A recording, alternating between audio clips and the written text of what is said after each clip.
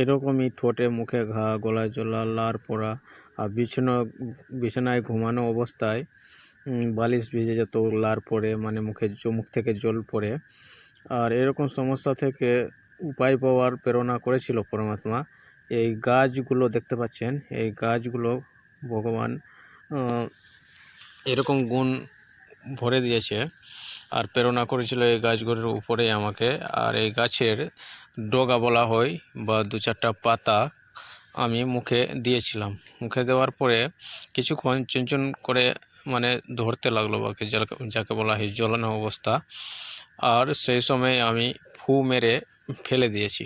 ফেলার পরে 2-4 সেকেন্ড আমার মুখ থেকে জল বেরোলো, কিছুটা কাশ বেরোলো, লালা জাতীয়, যেগুলো মুখ গলাকে জাম করেছিল সেগুলো বেরোলো।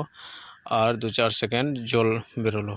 তারপরে দেখলাম মুখে একটু আমি আরাম পেয়েছি। এই ঘা থেকে একটু শুকনো অবস্থায় লাগলো ঘাটা, মুখের ঘাটা।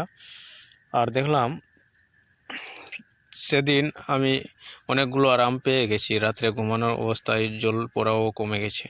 তারপরে আমি আবার ওই রকমই 2-4টা পাতা বা ডগা গাছের ছিঁড়ে মুখে দিলাম, আবার জ্বললো কিছুক্ষণ, আবার জল পড়লো, আবার হলো, মানে কি মুখটা পরিষ্কার হলো।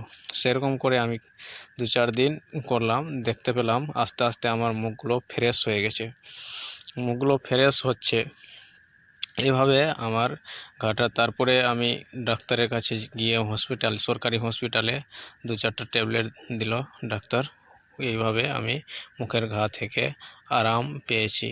মূলত এই গাছটাই আমাকে বেশিরভাগ আরাম দিয়েছে ট্যাবলেট থেকে পরমাত্মার দয়াতে। কিন্তু আমরা এই গাছটার নাম দুর্ফি গাছ নামে জানি।